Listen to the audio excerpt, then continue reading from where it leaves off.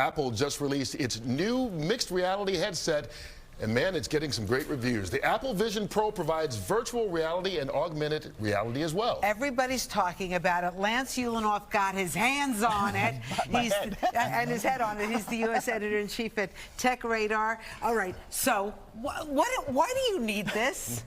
Well, so here's Apple's pitch. We should explain real quick what's going on behind you, because people are seeing it move all over the place. Just so you know, you're looking at exactly what I'm seeing through the Apple Vision Pro. Okay, so why do I need this? I'm trying not to move my head that much so it doesn't look too crazy behind me, but Apple's pitch for this is it's not just augmented reality or virtual reality, it's spatial computing. Now, I have been wearing this for days, and I have not just been playing in, looking at my photos or playing, playing here in, in 3D with Safari or watching, Apple TV stuff. My desktop is completely, it's as big as the world. And I connect it to my MacBook, and so I'm working all day. So I work and I play, and it's all in 3 dimensions. It's spatial, so it's got that. It also has spatial photography, which gives you new life to photos because people are like they're there. Just explain it to me. Yes. So you can be in real time watching what's around you. Yes. And then you could play games at the same time or watch a movie? Yes. So that's one of the benefits of a device. Now this So why is that a benefit then? Because you're not closed off from the world. Now I don't know if you guys can notice. I'm going to look at one of you. You can see my eyes, right? Yes. So that's I'm behind the screen, though. That's called, right. But you can see me as I'm talking to you. Oh, yeah, okay. And that is called eyesight. So the idea for Apple is not to close yourself off from the world, not to lose touch with reality if you don't want to. Now, I have a digital crown on top of here. I can spin it, and I could actually, I'll show you guys just for a second. I could put myself in a completely different environment. So if you look at the screen now, I don't see you guys at all. I see Yosemite Park. So I have full control over doing that. There are 23 million pixels of imagery pointed at my eyes. I am doing things. It is gaze and gesture controlled. So you see I'm moving this window around by touching. Right. I can also resize it. So I'm doing all this, and wherever I look, when I look at something, if you look at the menu, if I look at different menu items, they pop. Because how do you bring up a menu? Eyes. Do you have to? I press the digital crown. Okay. Oh. And I press it to go away.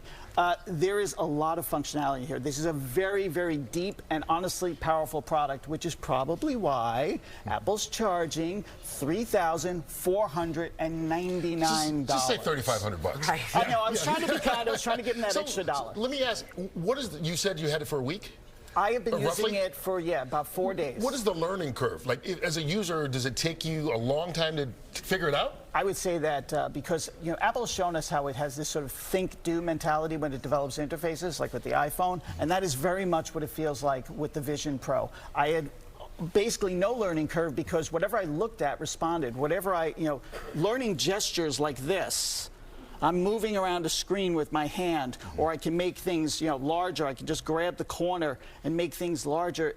And if I have a 3D object in there, I can, manipulate it. So I can do what I want, whatever my intention is. I wanted to point out something. I'm looking directly to my left now, right? And I'm looking at myself. You see that face? Yes. That is a persona. That's not really my face. Oh. So when I'm using this, I can also make FaceTime calls, and they won't see me with the goggles on. They'll see that. Now that is a scan of my face, a 3D render of my face, because of all the cameras on here, tracks my eyes, tracks my mouth. When I talk and it'll move. So you can even see a little bit of it. You can see it kind of moving there. Yeah. I'm purposely blinking my eyes a lot and moving it. So, Lance, do we need this distraction? I don't know what the heck this is for. When would I use this? Like when I'm not working? Or working. I've worked. I can't work like that. But it's probably going to be like an iPhone where when it first came out, you're like, yeah, what do I need that for? And years later, you can't live without it. But you look like an ant. I thought I looked like a cool ant. Would you advise people to get it if you can afford it? Oh, if they can afford it, like if it's no problem, yeah. I think that this is not the experience you expect with VR and AR. This is something more.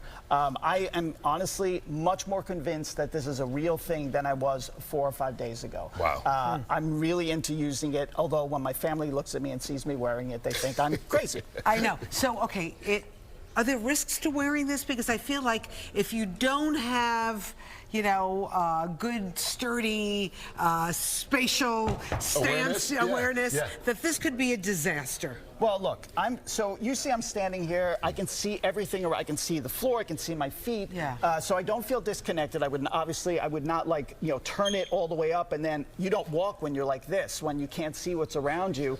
But because it has such excellent eye tracking and because it has such perfect motion tracking, you don't ever feel like you're dizzy or awkward. Okay. Now, this weighs 1.3 pounds, so you have to get used to wearing that on your face. There are two different straps. This is one strap that I have, which is I like. It's not the default strap. And then there's a soft strap that goes around the back. I don't think it offers enough support, so I always wear this strap. Oh, one other thing. Okay. I'm a glasses wearer. I'm not wearing my glasses right now. For $149, you get Zeiss glass inserts. You have to have them if you don't wear contacts. And With you your need prescription? glasses. Yes. Oh, That's wow. crazy. 100%. This thing is just getting started. I can't wait to see It's where sold it ends out, up. right? Yeah. Well, Yeah, they didn't 200,000 of them sold out right away. They didn't make that many, but there was a lot of excitement at the Apple Fifth Avenue store. I just came Oh, from you talked to Tim Cook? I did get to talk to Tim. He was extremely excited and very happy. All right. $3,500 a pop? You should be. Thank you so much, Lance. We Lance, where appreciate can it. people find you? TechRadar.com, on Threads, on Twitter, on all those places. Okay, thank you.